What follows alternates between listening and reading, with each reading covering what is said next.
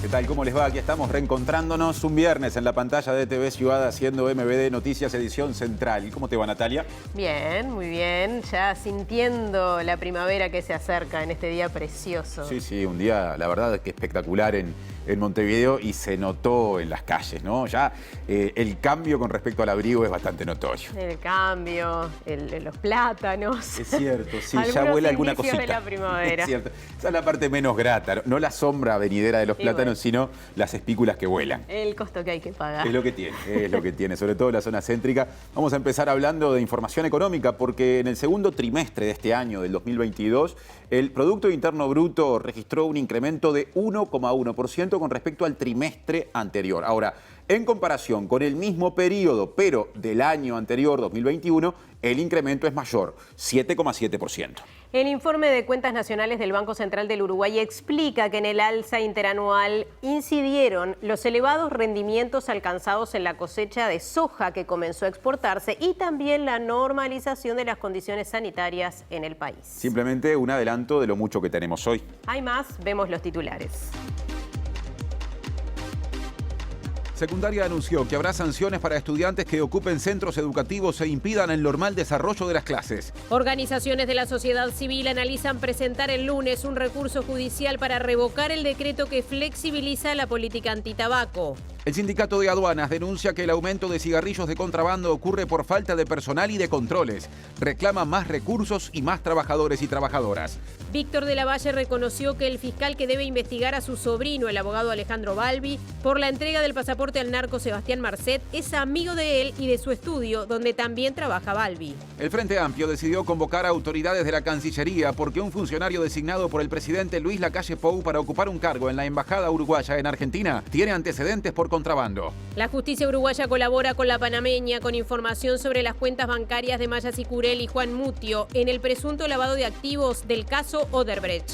Primaria activa protocolo tras la internación de 2 escolares de sexto año por autolesiones en una escuela de Barros Blancos. Institución Nacional de Derechos Humanos aceptó en su registro al Centro de Estudios de Derechos Humanos del Uruguay, que incluye organizaciones de defensa de militares presos. El Sindicato Médico del Uruguay considera que está en riesgo asistencial el Hospital Vilar de Bo por falta de psiquiatras. Recomendados del fin de semana: Leo Maslía y Daniel Hendler en la Sala Citarrosa, Romeo y Julieta en el Teatro Victoria y Buitres en Antel Arena. El presidente chino Xi Jinping realizó su primera visita oficial al extranjero desde el inicio de la pandemia. Presidente Bukele anunció que se presentará a la reelección en El Salvador pese a que lo prohíbe la Constitución. En Argentina procesaron a la pareja de quien intentó asesinar a la vicepresidenta Cristina Fernández. Para vernos TV Ciudad, para escucharnos Uniradio 107.7 FM en Montevideo y área metropolitana. Y mucho más allá lo pueden escuchar también por la web uniradio.edu.uy. El primer adelanto de hoy es desde dentro de estudios. Sí, ¿cuál será el tema de hoy de nuestra compañera Julieta Núñez Tomás? ¿Cómo estás, Nati? ¿Cómo estás, Martín? Sí, vamos a hablar de uno de los temas en realidad que escuchábamos en los titulares. Es el caso de 7 escolares que sufrieron autolesiones en una escuela de Barros Blancos. Esto fue algo que sucedió en la primera semana de septiembre. 2 de estos 7 escolares terminaron hospitalizados y por esto fue que se comenzó, en realidad ya se venía trabajando hace tiempo en esa escuela, pero se comenzó a trabajar con un protocolo especial de crisis de un programa especial que se llama Escuelas Disfrutables, de la Dirección General de Educación Inicial y Primaria, y nosotros hablamos con el coordinador de ese programa que nos cuenta cuál es el abordaje que se tiene en estas situaciones, qué es lo que puede llegar a desencadenar las autolesiones en niños y niñas en edad escolar y también cómo se trabaja para que se pueda recuperar parte del trauma que no afecta únicamente a estos niños, sino también a sus docentes y a sus compañeros. Con todo eso en unos minutos nada más. Gracias, Julieta. Septiembre en Uruguay es el mes de la diversidad y nuestro móvil de hoy parece que lo sabe. En algún punto de Montevideo está nuestra compañera Mariana Abreu. ¿Cómo andan, Nati, Martín? El saludo para todos. Así es, hay varias actividades en el marco del mes de la diversidad y una de ellas transcurre aquí en la Plaza Independencia, la Mega Feria Diversa. Es una iniciativa organizada por colectivos de mujeres y disidencias que, bueno, además de exhibir diferentes emprendimientos, sobre todo de pequeños emprendedores, tiene música en vivo desde tempranito. Así que en un ratito les voy a estar contando un poco más. Gracias, Mariana. Más adelantos desde estudios. Sí, recibimos una vez más a nuestra compañera Macarena Vico. Bienvenida. Buenas noches, compañeros. Sí, hoy presentamos el último informe sobre barrido inclusivo, donde buscamos dar a conocer las historias, los testimonios de mujeres que a través de este programa, a través de sus herramientas, sus acompañamientos, las capacitaciones, lograron proyectar su vida desde otros lugares para poder acceder al mercado laboral o emprender. Hoy vamos a conocer la historia de Sofía, que entró por uno de los cupos que integran estos llamados. Gracias, Macarena. Las ocupaciones liciales generan discusión. Sí, se han dicho muchas cosas el día de hoy. Tenemos los estatutos del funcionario docente y no docente. En cada uno de esos estatutos hay unos articulados que dicen que los estudiantes no pueden interferir con el normal desarrollo de las clases. Y si así fuera, el estudiante tiene que ser llamado a lo que es un consejo asesor pedagógico y puede tener un problema disciplinario, digamos así. Ahora quieren penalizarnos la ocupación que es un derecho nuestro, y lo votamos todos los estudiantes en una asamblea.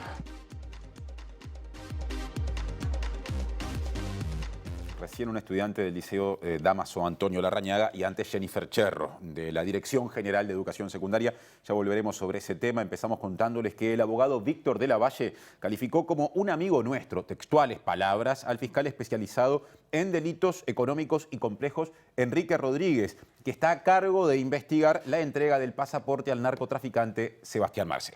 De la Valle es tío y socio del abogado Alejandro Balbi, que representó al narcotraficante y mantuvo reuniones con al menos 2 jerarcas antes de la autorización del pasaporte. Que ese fiscal estuvo sancionado por Jorge Díaz.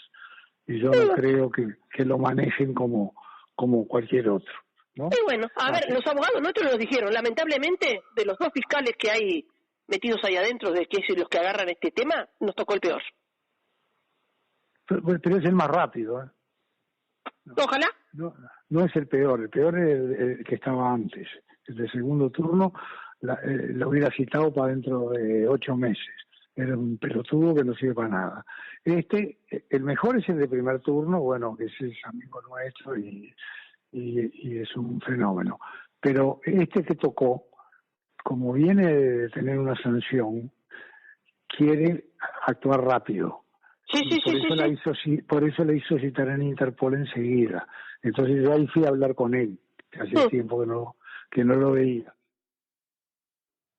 Bueno, cambiamos de tema. La Comisión Orientada a la Aplicación del Protocolo para eliminar el comercio ilícito de tabaco evalúa acciones legales contra el decreto que cambió el etiquetado y empaquetado de cigarrillos. Los integrantes y las integrantes de esa comisión se reunieron con autoridades del Ministerio de Salud Pública. Estaba el ministro Daniel Salinas, quien en primer término dijo que se mantienen las modificaciones a los decretos, allí no habrá marcha atrás, pero dijo estar comprometido a que se apliquen los protocolos contra los cigarrillos ilegales.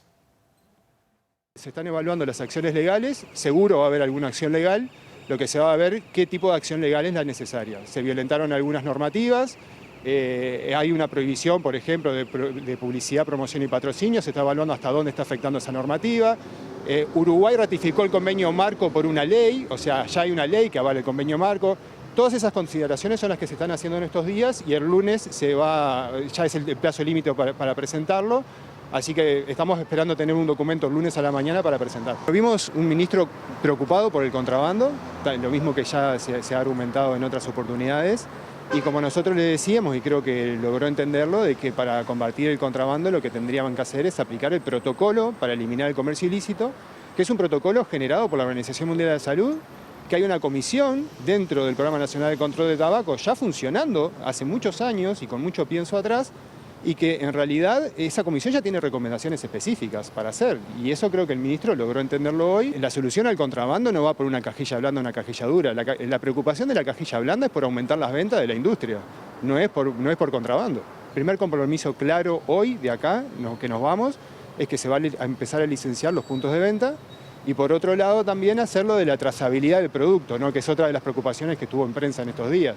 Pero la trazabilidad del producto no es esta normativa que se propuso. La trazabilidad del producto es ponerle un código específico, como define el protocolo, o sea, no es lo que es la medida que se tomó. Y desde la Sociedad Uruguaya de Tabacología también se manifestó preocupación por la flexibilización de la normativa antitabaco. Se asegura que este decreto debilita la medida de empaquetado neutro porque permite agregar logos o rasgos de diseño que pueden hacer más atractivos los productos o sugerir que son menos dañinos. La Sociedad Uruguaya de Tabacología es una sociedad científica que reúne a los profesionales de la salud de todas las disciplinas vinculadas al tratamiento de tabaquismo.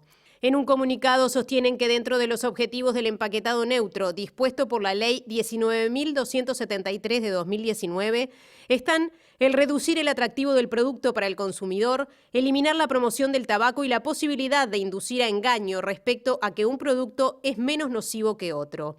Aseguran que el consumo de tabaco es un problema de salud pública que está por encima de los intereses comerciales de la industria. Afirman que cualquier tabaco es perjudicial para la salud y que el tabaco legal no es de mejor calidad que el de contrabando. No hay demostración científica que avale esta afirmación, subrayan.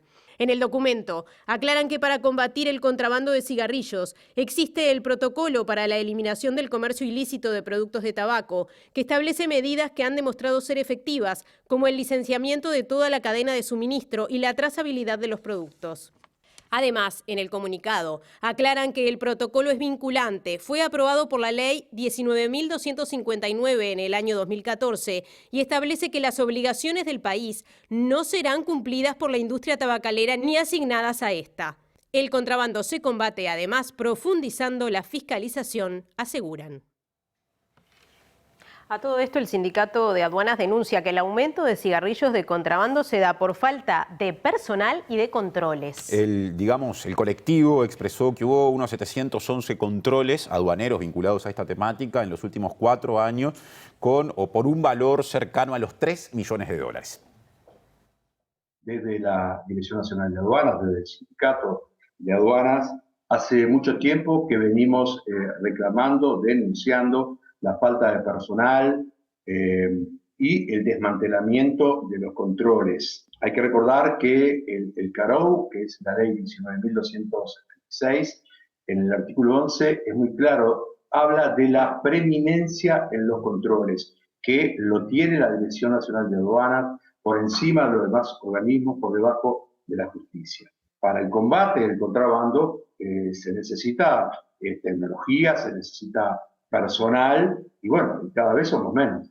Hemos dicho que las fronteras son porosas, hemos dicho que la aduana es un colador desde hace mucho tiempo, y eso no ha cambiado. Entonces, si la aduana no puede estar en omisión, porque hay una ley que así la obliga a ejercer lo que tiene que hacer. Pero lamentablemente, cuando vos escuchás al ministro Paganini decir que aumentó, es obvio que si aumentó el contrabando y no lo está diciendo el sindicato, lo está diciendo el ministro Paganini, digo, ¿cuál es el motivo? El motivo ya sabemos, porque entra cigarrillo de contrabando, pero busquemos las causas. El senador frente amplista Daniel Casciani aseguró que su fuerza política citará a la cúpula del Ministerio de Relaciones Exteriores, encabezada por el ministro Francisco Bustillo, para que dé explicaciones por la designación directa para ocupar un cargo en la embajada uruguaya con sede en Buenos Aires, Argentina, de José Reyes Segade, una persona que tiene antecedentes por un delito de contrabando, justamente. Además, señala que hay un aumento en las designaciones directas a cargos en el exterior, lo que desestimula la carrera diplomática. Que no tiene por lo menos antecedentes en la materia en el rubro. Aparentemente sería un conocido del presidente de la República.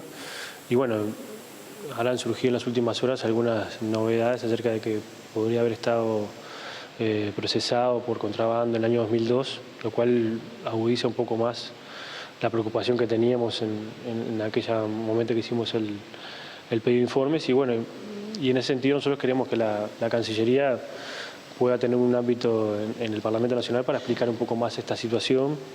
Primero que nada porque en realidad que haya por lo menos un encargado de negocios que pueda haber tenido antecedentes penales por contrabando, por lo menos no parece razonable que sea nuestra carta de presentación nada más y nada menos en el mundo. Una embajada es una presentación del Uruguay en el mundo y nada más y nada menos que en Argentina, que es una embajada muy importante. De hecho, por eso tiene un embajador político.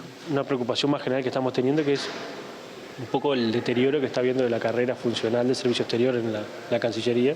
Pero la preocupación fundamental es que en realidad eso también termina taponeando a los nuevos ingresos del servicio exterior que no tienen también destinos para salir, y eso también genera como un desincentivo, y nosotros notamos que puede haber por lo menos un mayor situación de solicitudes de licencia sin goce de sueldo, pasas en comisión a otros lugares, y eso nos preocupa porque en realidad el servicio exterior uruguayo es un servicio que tiene mucho prestigio, que tiene una formación y que el Estado invierte en sus funcionarios, y que eso después termine no teniendo las responsabilidades correspondientes, también habla de por lo menos un deterioro en ese sentido.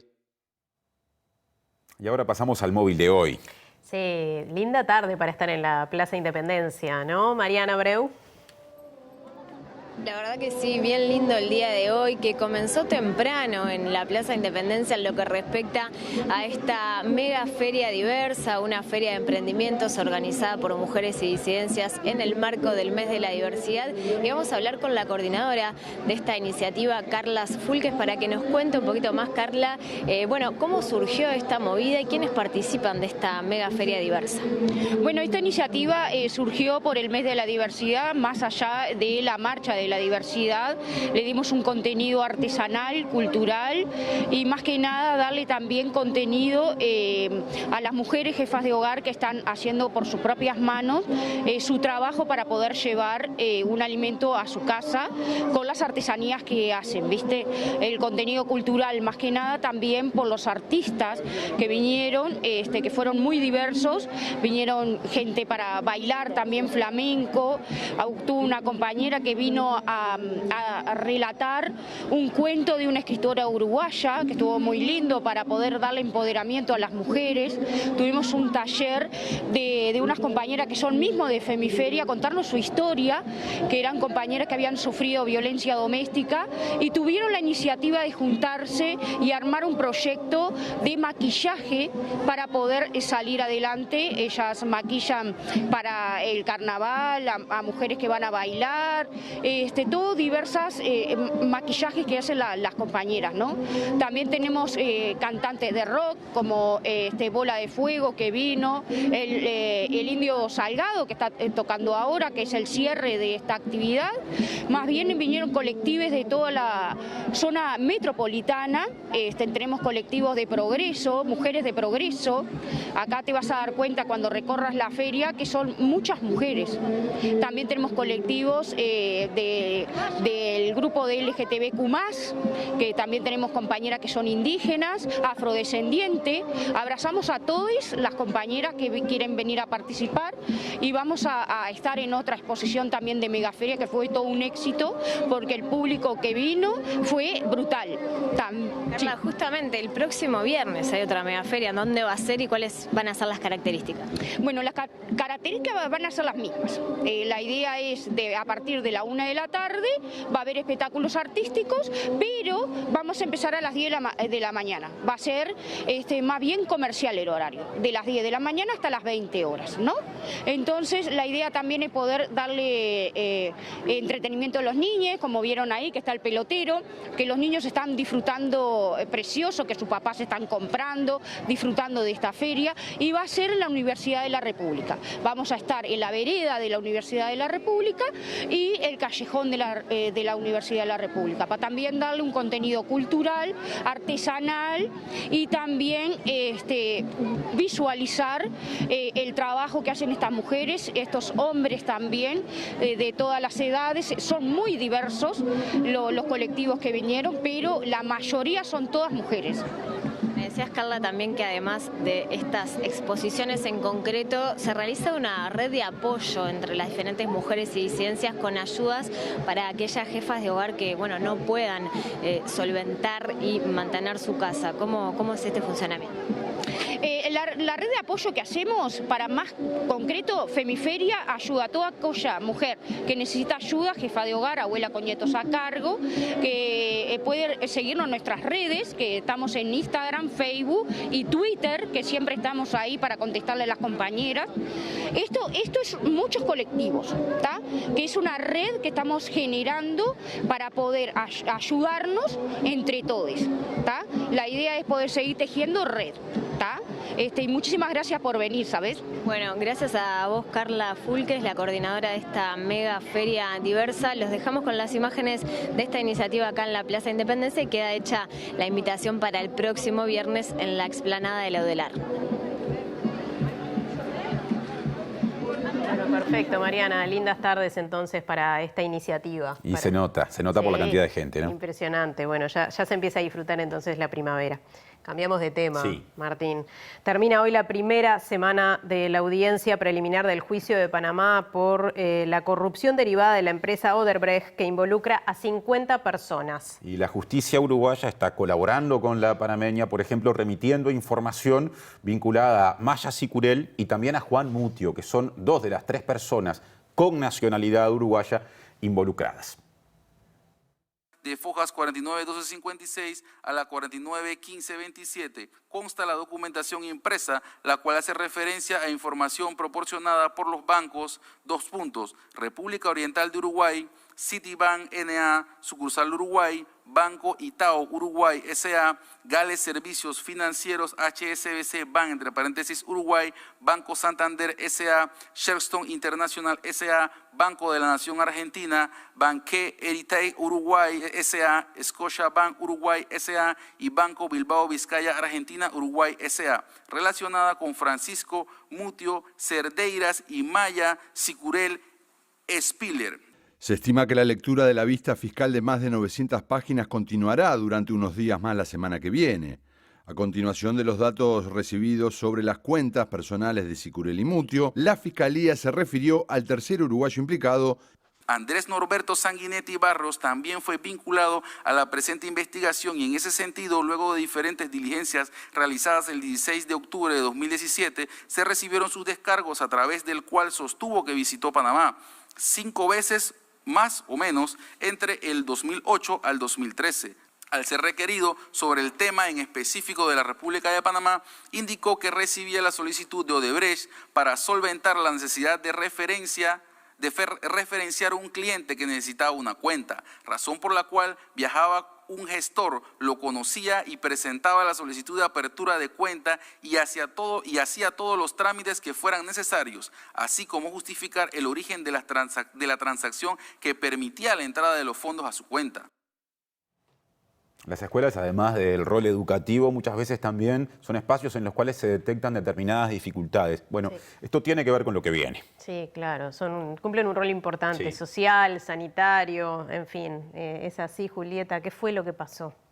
Sí, justamente, aprovecho, ya iba a arrancar a decir lo que pasó, pero aprovecho a decirles que justamente cuando hoy hablábamos sobre este tema nos decían que hay muchas cosas que suceden en la vida de los niños y niñas que están en las instituciones educativas que se manifiestan en las horas que pasan ahí, porque pasan muchas horas en estos centros educativos y allí intervienen un montón de vínculos. Lo que sucedió fue que 7 niños y niñas en edad escolar sufrieron autolesiones, se autolesionaron. 2 de ellos terminaron hospitalizados por este caso. Esto sucedió en una escuela de Barros Blancos, pasó en la primera semana de septiembre. Según el observador, estas heridas fueron realizadas con un sacapuntas de mismo el centro educativo y además hay versiones y hay trascendidos que vinculan esto que sucedió y estas autolesiones que requirieron que haya una intervención médica en el mismo lugar y luego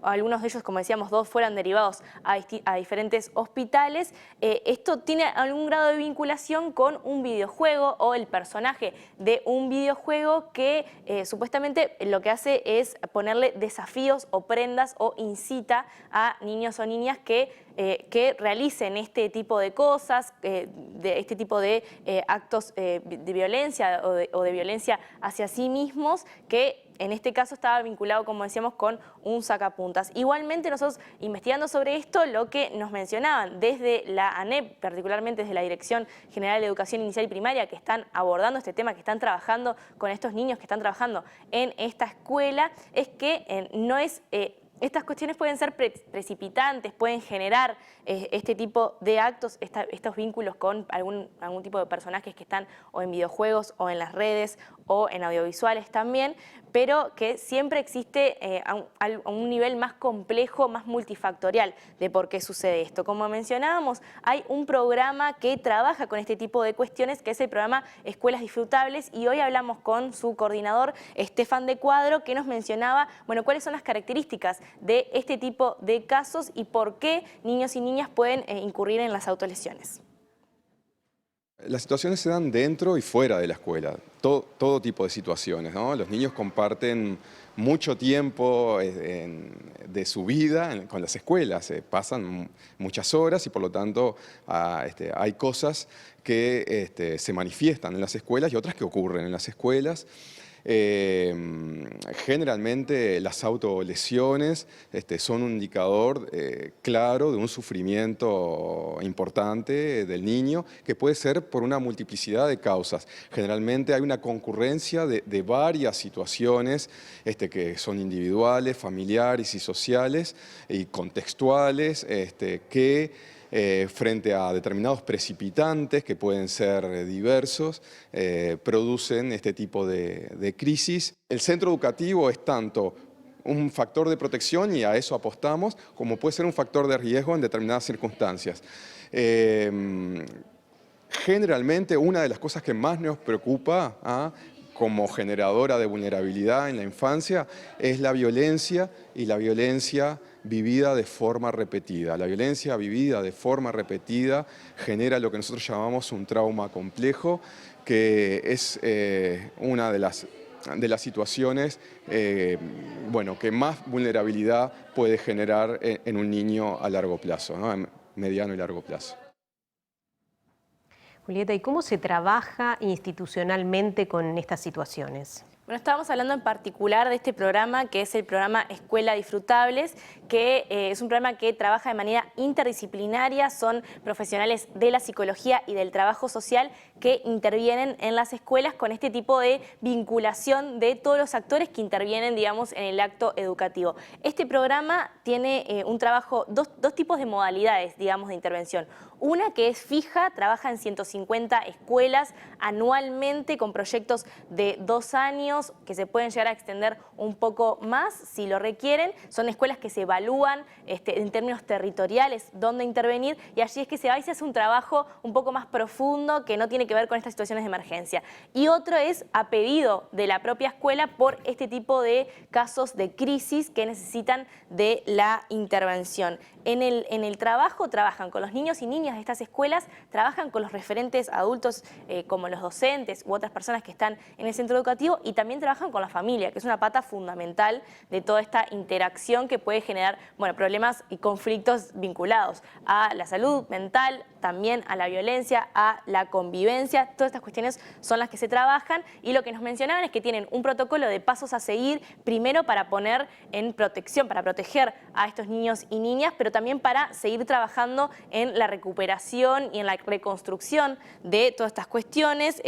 No solamente, como decíamos al principio, no solamente trabajan con los niños y las niñas, sino también con sus compañeros y con los docentes. Nos mencionaban que es muy importante fortalecer a quienes están al frente de estas situaciones, que son los docentes, y que este tipo de cosas, como hablábamos recién, este caso reciente, pueden impactar y pueden generar traumas también en los docentes, que tienen que estar al frente de todos esos niños y también de las familias. ¿Es posible la prevención de este tipo de hecho? Nosotros consultamos eso porque es algo muy importante, porque a veces entendemos que cuando hay factores que intervienen, así como en este caso, vinculados a videojuegos o a estímulos externos, es una pregunta a hacerse. Y lo que nos decían es que sí, que en realidad el trabajo en el desarrollo socioemocional de niños y niñas es fundamental, y también el trabajo en la detección temprana de determinados indicadores de vulnerabilidad que pueden hacer que haya niños y niñas en la escuela que estén más propensos a pasar por este tipo de situaciones, que no siempre tienen que tener la gravedad de una autolesión, pero que sí intervienen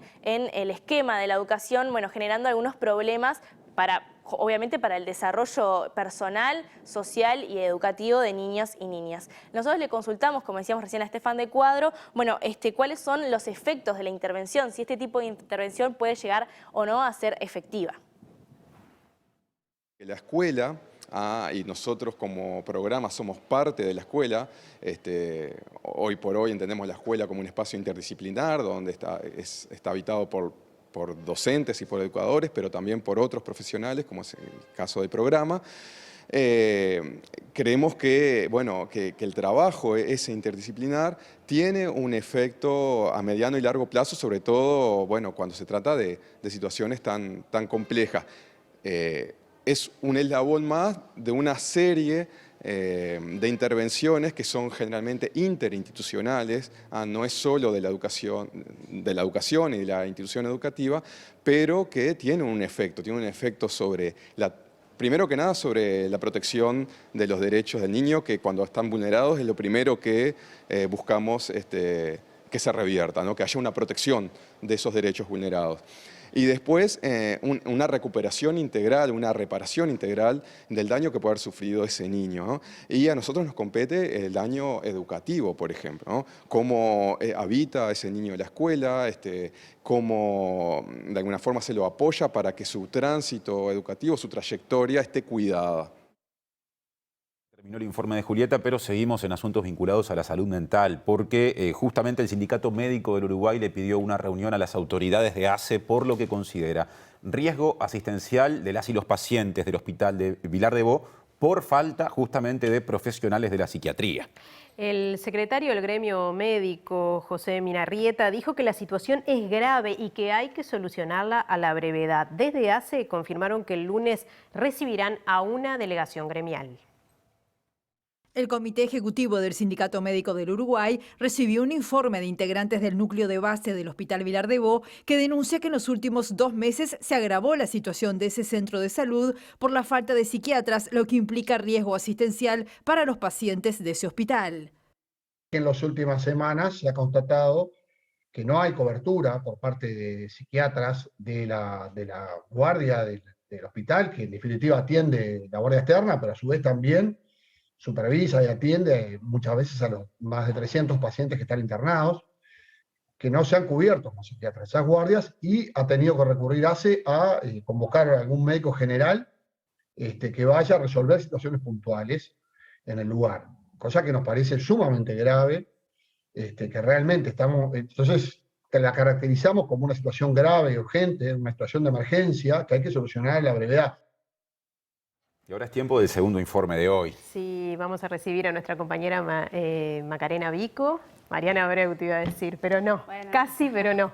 No pasa nada. Vamos a seguir hablando de este barrido inclusivo. Así es, sí. Bueno, hoy es el último informe que les traigo. Veníamos de un proceso que arrancó esta semana de tratar de compartir las voces y los rostros de mujeres que han pasado por este programa que está cumpliendo 20 años y que ha aportado desde diferentes lugares al empoderamiento y la autonomía de estas mujeres, y que justamente traemos las historias de ellas como para dar a conocer qué es lo que significa este programa. Es un programa que tiene un apoyo desde lo laboral, con un salario, pero además que tiene un acompañamiento integral, que también cuenta con capacitaciones para brindar diferentes herramientas que de alguna manera faciliten que ellas puedan el día de mañana plantarse en el ambiente laboral desde otro lugar, acceder a otro tipo de trabajo que de otra manera sería muy difícil, y además también poder hasta desarrollar emprendimientos. Está compuesto, digamos, dirigido, digamos, a un sector muy puntual de mujeres mayores de 18 años,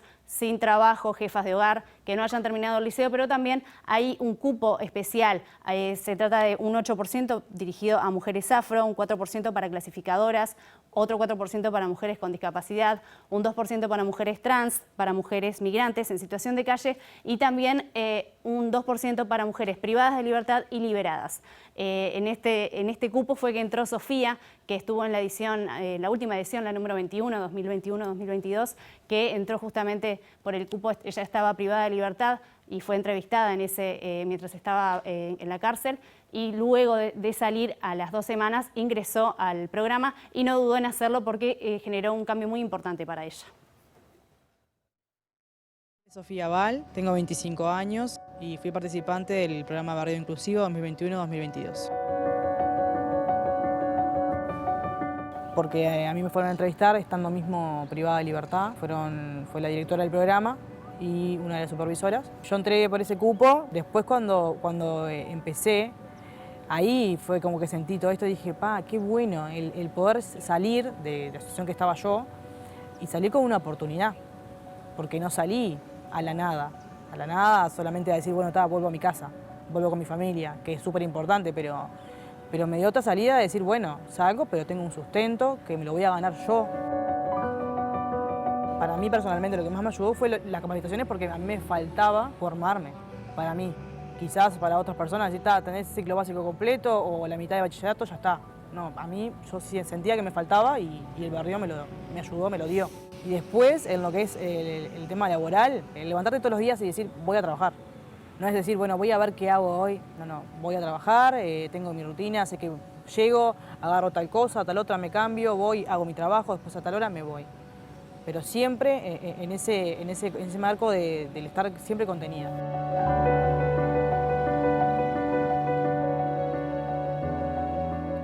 El poder seguir formándome, eso era lo que más me tenía, digamos, enfocada.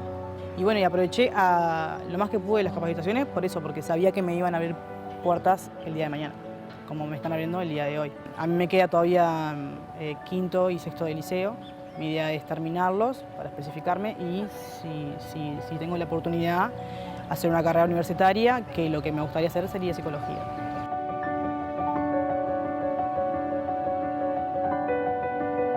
Hablando de la educación, Sofía, durante este primer testimonio, Macarena, mencionó especialmente la importancia de la capacitación recibida en el marco del programa.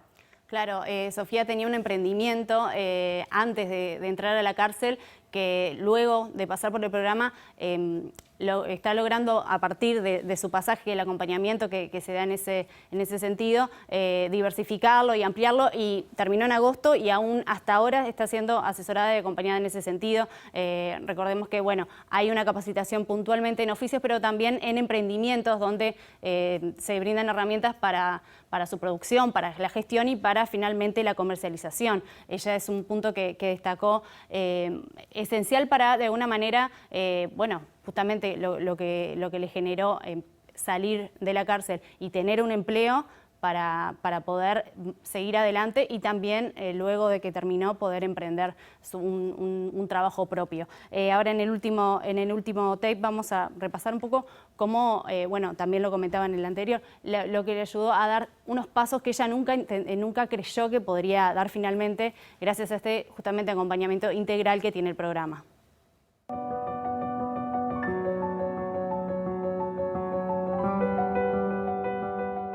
Todas fuimos sostén de la otra, siempre.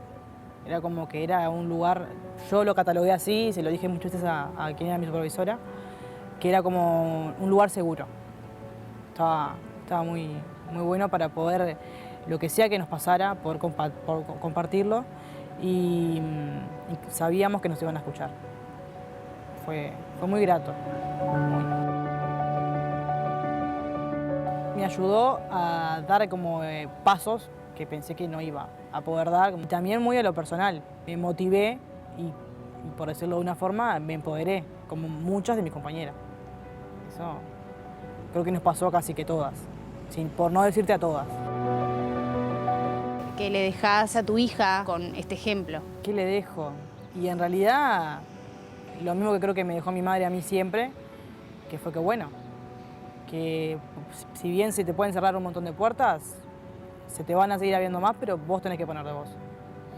Que ella tiene que hacer que eso pase. Que si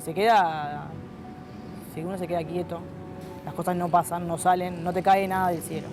Que tiene que seguir adelante, pase lo que le pase. Creo que es eso lo que hoy por hoy le estoy dejando a ella y le voy a dejar el día de mañana.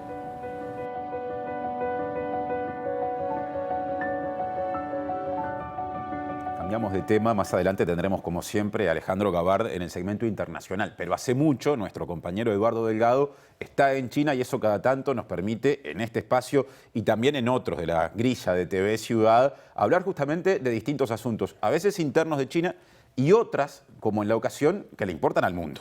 Claro, porque el presidente Xi Jinping parece que realizó su primera visita al exterior desde que se inició la pandemia, ¿no? ¿Cómo es esto, Eduardo Delgado? Hola compañeros, un gusto saludarlos. Así es. Primera visita oficial del presidente de China desde enero de 2020. El destino elegido fue Uzbekistán.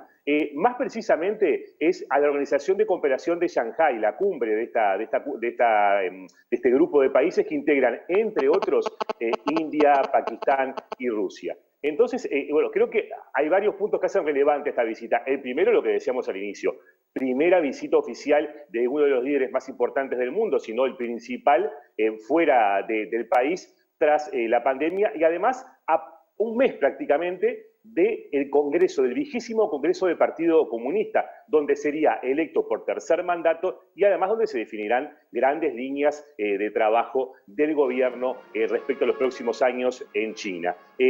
Esto mucha gente lo ve como una señal de apertura del presidente Xi. Esto en el marco, digo, de la política de COVID-0 que está vigente en el país y en que hay diferentes versiones que señalan que en el marco del Congreso del Partido Comunista habría algunos anuncios de flexibilización de las medidas de COVID-19. Lo otro del viaje es la elección del lugar. Es Asia Central, un lugar de fuerte convivencia y influencia de China en esta región. En especial que el presidente Xi Jinping se haya reunido con su par ruso, con Vladimir Putin. Se habían visto por última vez en febrero en Beijing, en el marco de los Juegos Olímpicos, y semanas antes de que comenzara la guerra en Ucrania.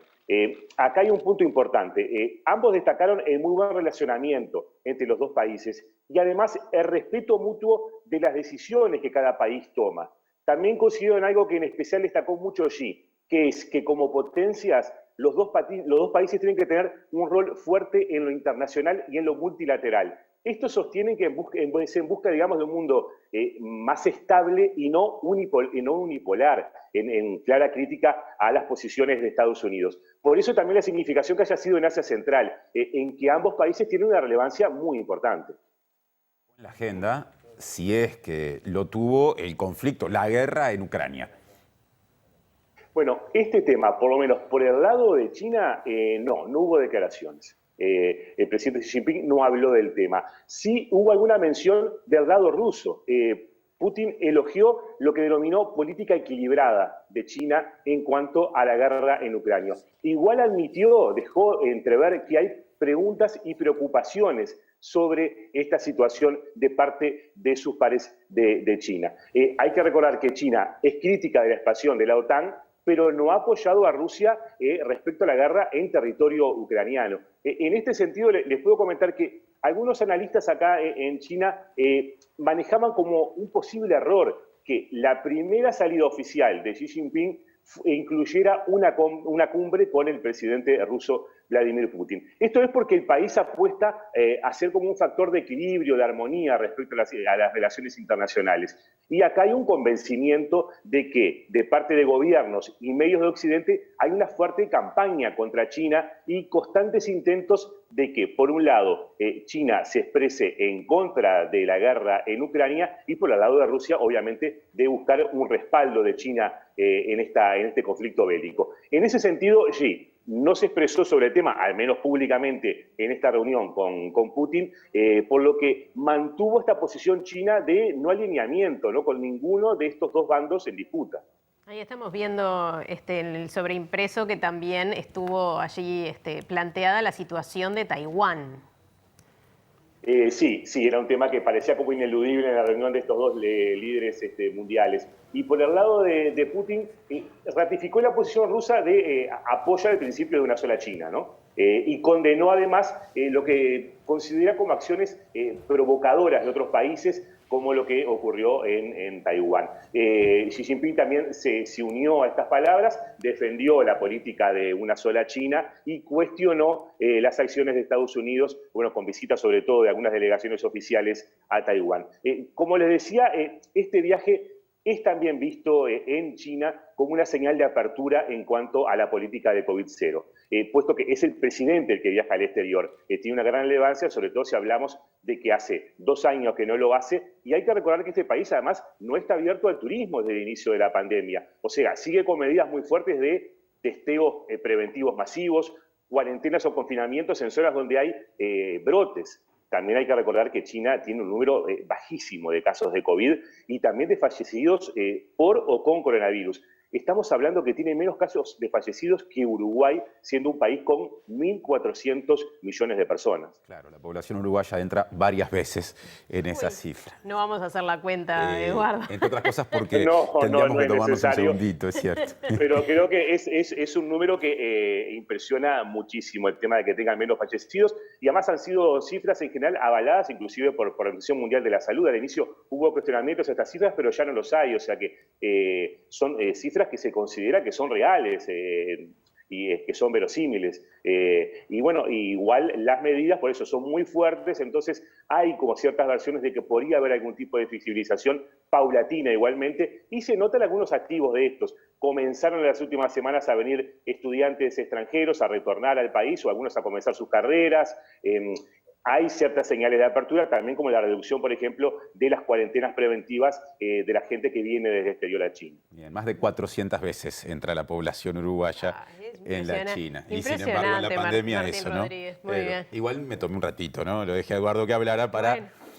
hacer la cuenta ahí, medio Hay que hablar con Germán de Agosto, creo, para estos temas. Es cierto. Pobre Germán, en cualquier momento, mira. Y para muchos otros de los que mencionó Eduardo, vaya si lo ameritaría. Gracias, Eduardo, y hasta la próxima. Se te ve muy bien. Muchas gracias, un gusto, compañeros, y buen fin de semana. Acá ya estamos en fin de semana porque ya estamos en sábado, 6:47 de la mañana. Bien, bueno, te hicimos levantarte tempranito. Un abrazo. El madrugón en las antípodas de Eduardo Delgado, que se despide en este momento de MBD Noticias, edición central. Y de datos globales, ¿no?, de impacto a nivel mundial, a datos que nos importan en la mirada local y más precisamente del departamento de Montevideo. China, Uruguay, a la capital, y los datos del el Observatorio de Datos Ambientales de la Intendencia de Montevideo. Micaela Rodríguez, bienvenida. ¿Qué tal? Buenas tardes, ¿cómo están? ¿Todo bien? Muy bien. Bueno, hoy vamos a dar detalles sobre el programa Montevideo Más Verde en línea. Este servicio funciona desde junio del 2021 y lo que hace es permitirle a vecinas y vecinos que puedan denunciar cuando hay residuos afuera del contenedor a través del número de WhatsApp 092-250-260. El procedimiento para realizar esta acción es muy sencillo, por lo tanto quienes no los conocen se van a enterar ahora de que lo van a poder hacer porque es muy fácil para implementar. El servicio se solicita mediante un mensaje donde se envía una foto del contenedor que contiene residuos fuera de sí y se envía también la dirección del contenedor desbordado. Todo esto se hace con un mensaje a través del WhatsApp 092-250-260 y ese mensaje activa la respuesta inmediata desde el Centro Operativo de Montevideo. Una vez procesada la solicitud, lo que se hace es pasar al levante y la limpieza realizada con motocarros. Podemos hablar sobre cifras porque en los primeros 6 meses de este año, por Montevideo Más Verde en línea se recibieron más de 181.000 solicitudes, principalmente de los municipios B, C y CH. El 50% correspondieron a residuos fuera del contenedor, otro 25% al esparcimiento en el entorno de contenedores y el 20% a la disposición de residuos voluminosos en los contenedores. A su vez, se ha contado con la participación activa de más de 30.000 vecinos y vecinas que han enviado mensajes a través de este WhatsApp. Y un dato para comentar también es que desde el 31 de julio de este año también se encuentra disponible a través de este servicio el retiro de residuos voluminosos como pueden ser poda y escombros, así como los propiamente llamados residuos voluminosos que no necesariamente sean poda y escombros. Este servicio también se solicita vía WhatsApp, también al 092-250-260, se pide imagen de los artículos y la dirección.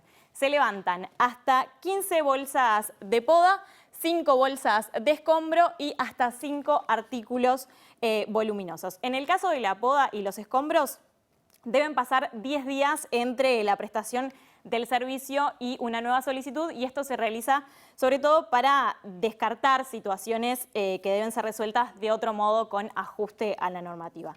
Siempre nos estamos refiriendo a residuos o materiales generados por domicilios, excluyendo a comercios e instituciones. Los materiales recuperables, como pueden ser electrodomésticos o muebles revalorizables, se trasladan a la planta de Montevideo Integra. Y en este mapa que vamos a ver a continuación en pantalla es que se pueden ver los barrios de Montevideo incluidos en el servicios y a los municipios que pertenecen. Y para cerrar la columna de hoy, tras haber presentado a Montevideo Más Verde en Línea, vamos a comentar y hacer una puesta a punto sobre el mapa de calor sobre recolección de residuos en la ciudad de Montevideo. Vamos a recordar los colores de los puntos. Cuando vemos puntos de color verde son contenedores vaciados en un plazo de 1 o 2 días, amarillos hasta 3 días, naranjas 4 días, rojo 5 días y negro más de 6 días. Los datos presentados muestran un alto porcentaje de recolección de residuos con un 95,5% de residuos recolectados según el porcentaje de contenedores con menos de 3 días de acumulación. Como hemos dicho en otras oportunidades, recolectar un contenedor cada 3 días se considera una recolección adecuada, por lo que cuando vemos en el mapa puntos de color verde o amarillo, el levante de los residuos está siendo efectivo. Martín, Natalia, si les parece, la próxima semana nos encontramos para compartir más información. Bien. Gracias, Micaela. Gracias. Muchas gracias.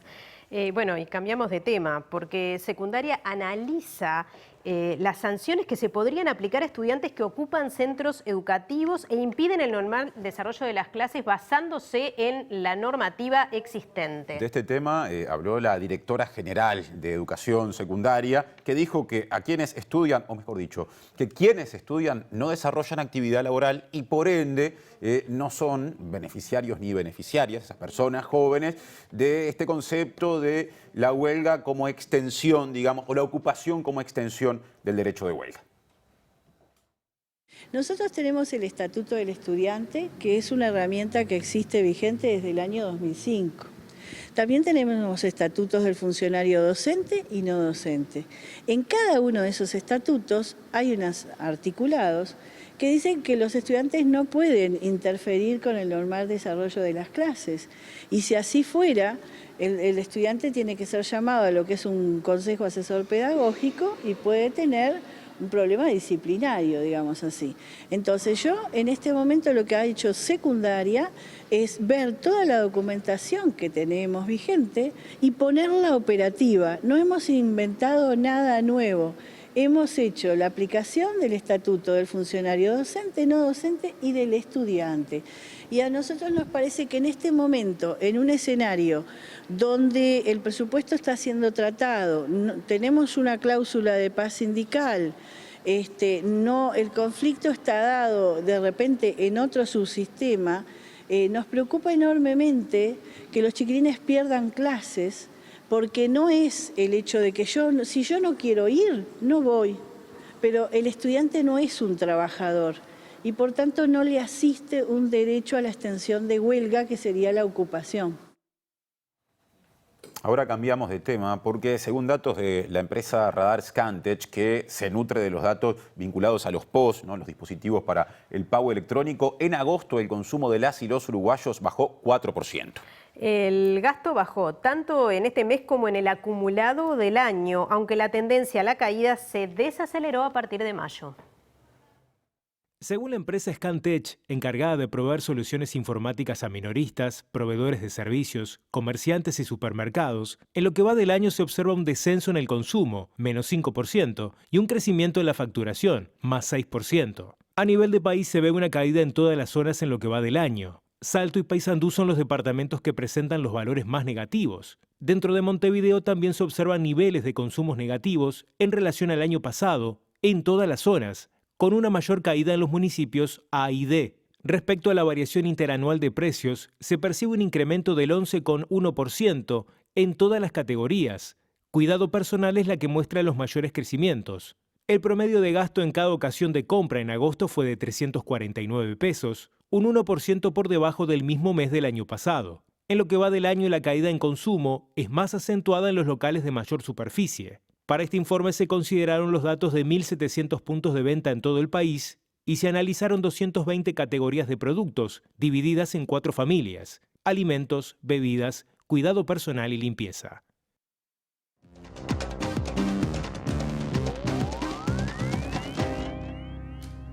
¿Qué tal? Buenas noches. Abrimos nuestro capítulo internacional, lo hacemos en El Salvador, donde el polémico presidente Nayib Bukele, que ya tiene tras de sí una serie de decisiones que han generado polémica, pero también apoyo, porque tiene una base muy importante dentro de su país, como por ejemplo la aplicación del Bitcoin como moneda, por otro lado también la política que viene llevando a cabo con respecto a las pandillas y el estado de excepción que se sigue extendiendo en el tiempo, con resultados para él muy buenos. Bueno, ahora ha decidido lanzarse a la reelección en el año 2024, algo que está prohibido por la Constitución de El Salvador, por lo menos tal como lo plantea Bukele, pero que podría tener alguna reforma para que pueda acceder por segunda vez y de esa manera transformar también la política de su país.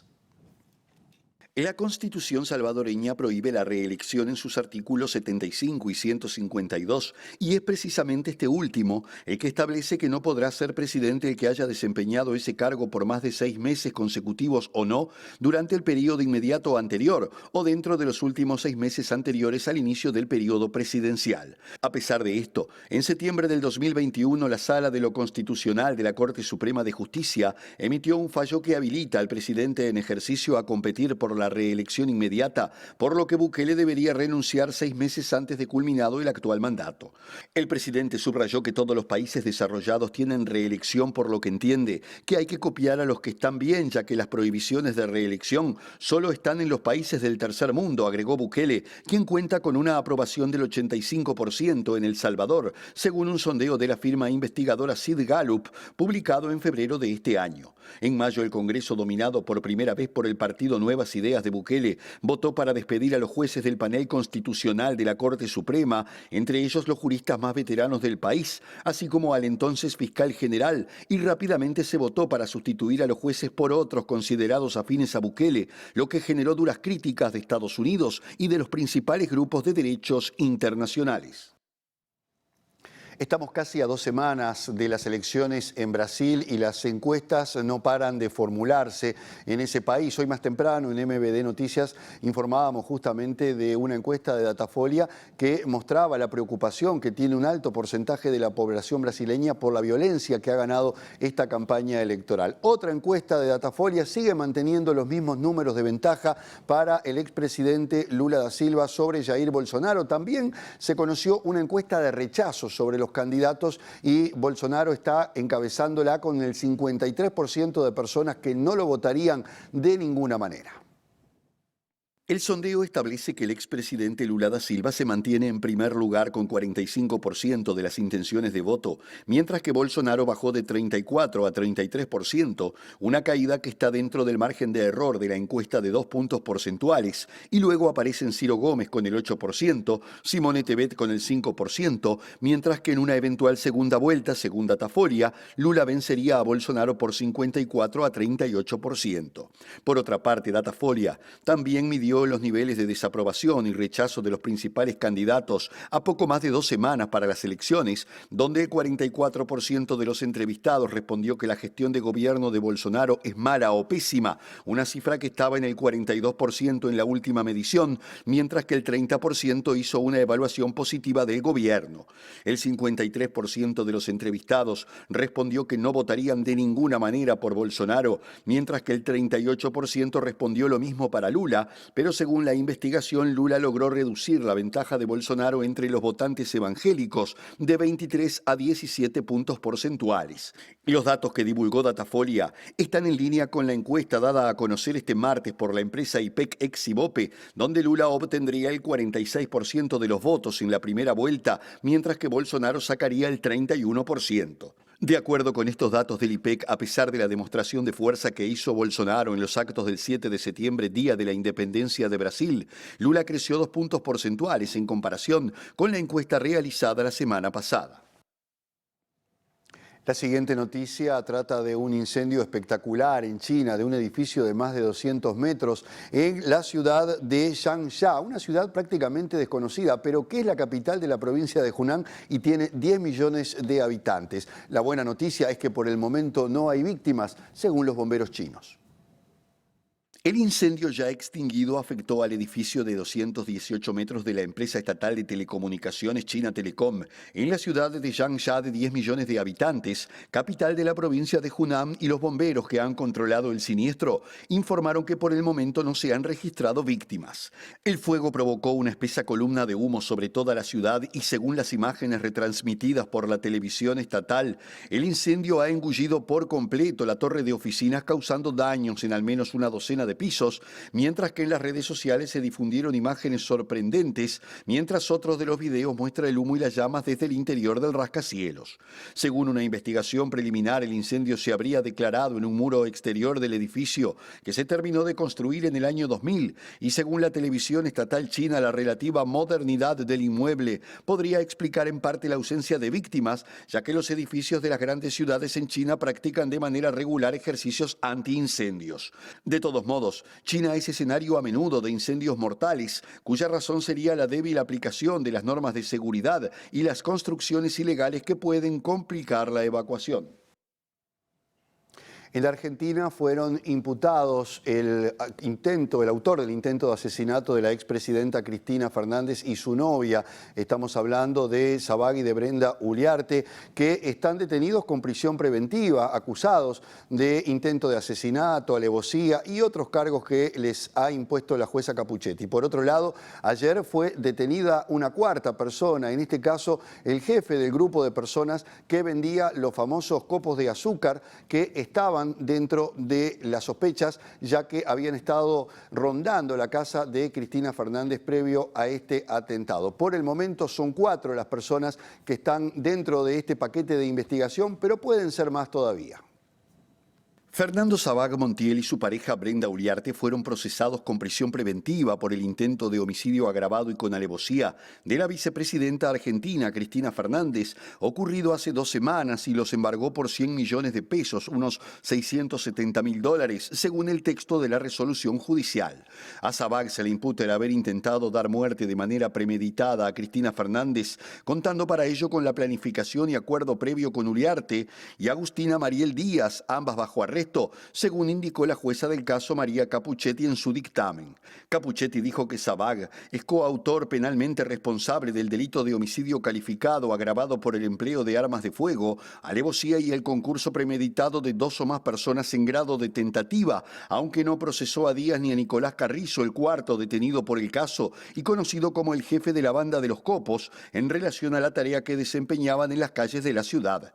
Por su parte, Cristina Fernández de Kirchner reapareció en público este jueves tras el atentado y durante un encuentro con el grupo Curas en Opción por los Pobres, sacerdotes que realizan actividades en asentamientos precarios, aseguró estar viva por Dios y por la Virgen, por lo que sostuvo que tenía que agradecer, rodeada de curas, hermanas religiosas y pobres, afirmó la vicepresidenta. Lo más grave no es lo que me pudo haber pasado a mí, dijo Cristina, sino que se rompió el acuerdo social que había desde 1983 en referencia a la fecha en que Argentina recuperó la democracia. Y cerramos el primer bloque. Pero no se vayan que tenemos algunas recomendaciones.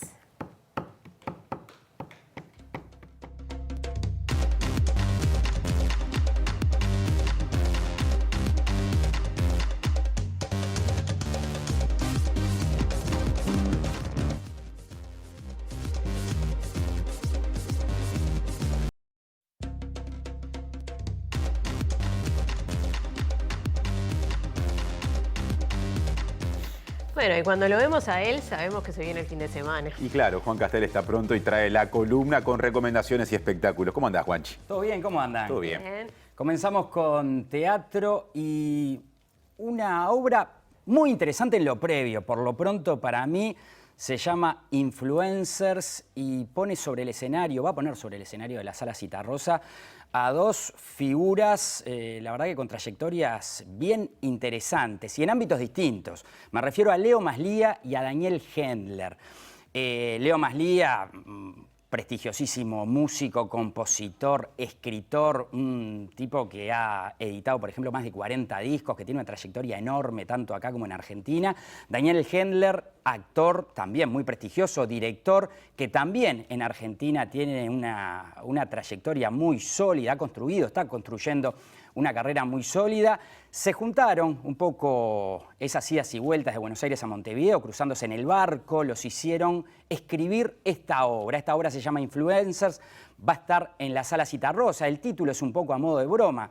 La obra trata sobre dos artistas que están preparando un espectáculo de teatro y se ven un poco en la necesidad de meterse un poco más en el mundo virtual, también un poco para potenciar sus carreras, para potenciar lo que están haciendo, esa cuestión de estar un poquito más adentro de las redes sociales, de las aplicaciones, del mundo virtual, y eso genera un montón de situaciones humorísticas, pero también es el manto de fondo para reflexionar sobre el uso y el abuso que hacemos muchas veces de las redes sociales y de cómo a veces las propias redes son las que dominan nuestra vida. Influencers va el sábado a las 21 horas y el domingo a las 19 horas en Sala Citarrosa, 800 pesos el valor de las entradas. Seguimos con teatro, en este caso un clásico de clásicos.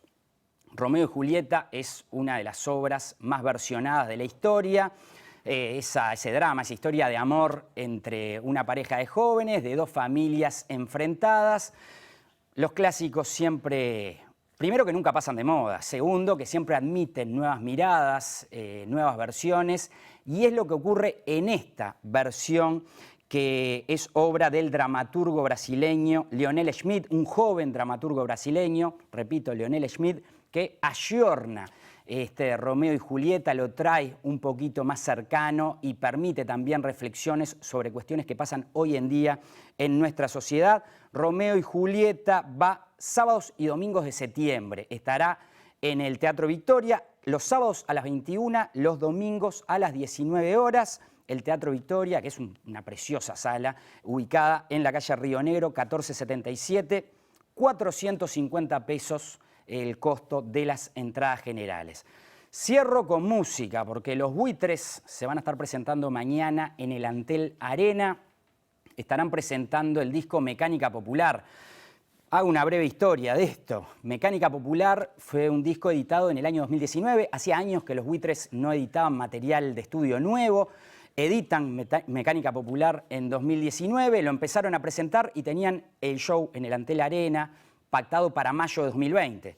Los agarró la pandemia, como a tantos, se postergó ese show, que vuelve ahora, más allá de que el disco ya tiene cierto rodaje, pero es una muy buena oportunidad para ir a escuchar las canciones de ese disco, que aparte es un buen disco de los Buitres, y además encontrarse con algunos elementos que va a tener este show que se me hace que son bien interesantes. Por ejemplo, el repaso de algunas canciones de los primeros discos de Buitres, canciones que habitualmente no tocan. Estamos hablando de una banda que tiene más de 30 años y que para este show va a volver a sacar ahí del armario algunas canciones de los primeros discos de los primeros años de la década del 90. Otra particularidad va a ser la presencia de un invitado especial, por lo menos uno, dijo la banda, que es algo poco común. En los shows de Buitres generalmente no hay invitados. Suele ocurrir que si hay algún invitado es de Trotsky, ¿no? Que son bandas como hermanas, pero lo cierto es que habrá invitado especial. Y lo otro que se presenta como muy particular en este show de mañana es que será en formato 360. Esto quiere decir que el escenario estará literalmente en el medio del público. Formato 360, una cosa bastante especial para este show de Buitres, que repito, harán un largo repaso, además de su último disco, por toda su trayectoria. Será mañana a partir de las 21 horas en el Antel Arena. Las entradas van de 700 a 1.800 pesos y están en venta en la red Ticantel. Yo me retiro compartiendo con ustedes a los Buitres con este fragmento de Mincho Bar.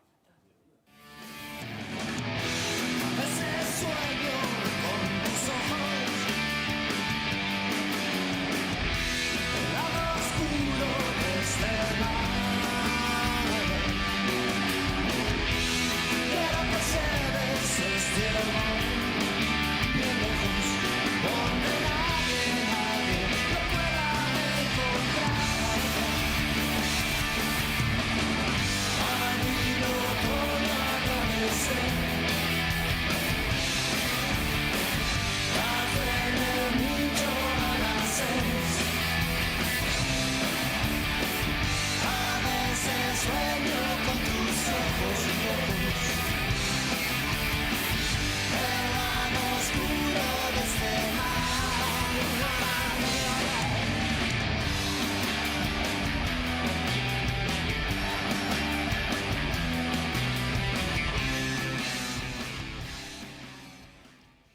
Y de buitres a Laura Canoura. Sí, claro, mucha música, desde el clásico Mincho Bar, una de las canciones más lindas de buitres, a todos los clásicos de Laura Canoura, que seguramente la gran cantante uruguaya va a hablar. No creo que vaya a cantar, ¿no? Pero tiene tanto para decir y es tan interesante que los invitamos a quedarse. Claro, porque viene en lado B justamente en la entrevista de hoy. Y antes de la despedida, vamos a repasar el pronóstico del tiempo con el valor de ser pronóstico del tiempo para fin de semana. Fin de semana en la zona metropolitana, sábado 17 de septiembre, 12 de mínima, 24 de máxima. Va a ser calorcito y va a haber sol. Sí, el sábado sin duda va por ahí. El domingo, cuando uno repasa más en profundidad el pronóstico del tiempo, empieza a entender que esas nubes van a ir tapando el sol y no se descarta que llueva, sobre todo luego del mediodía. Las temperaturas seguirán bastante arriba, 13 la mínima, 22 la máxima para el 18 de septiembre. Y el lunes 19 de septiembre ya las nubes tapan todo el sol. Olvídate. No olvídate, pero bueno, de todo hay. 11 de mínima, 19 de máxima. Y hasta acá la semana informativa. Sí, nos reencontramos el lunes a las 19 horas. Gracias por estar, que pasen lindo.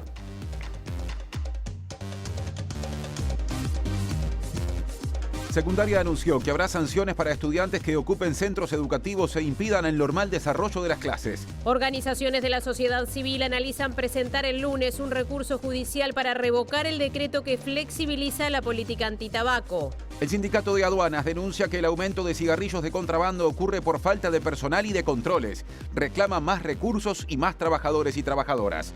Víctor de la Valle reconoció que el fiscal que debe investigar a su sobrino, el abogado Alejandro Balbi, por la entrega del pasaporte al narco Sebastián Marcet, es amigo de él y de su estudio, donde también trabaja Balbi. El Frente Amplio decidió convocar a autoridades de la Cancillería porque un funcionario designado por el presidente Luis Lacalle Pou para ocupar un cargo en la Embajada Uruguaya en Argentina tiene antecedentes por contrabando. La justicia uruguaya colabora con la panameña con información sobre las cuentas bancarias de Maya Sicurel y Juan Mutio en el presunto lavado de activos del caso Odebrecht.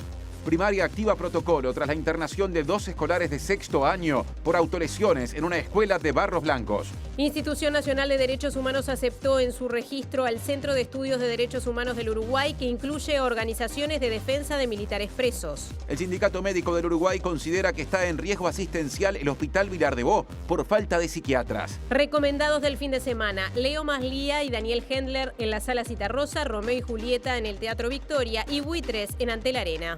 El presidente chino Xi Jinping realizó su primera visita oficial al extranjero desde el inicio de la pandemia. Presidente Bukele anunció que se presentará a la reelección en El Salvador pese a que lo prohíbe la Constitución.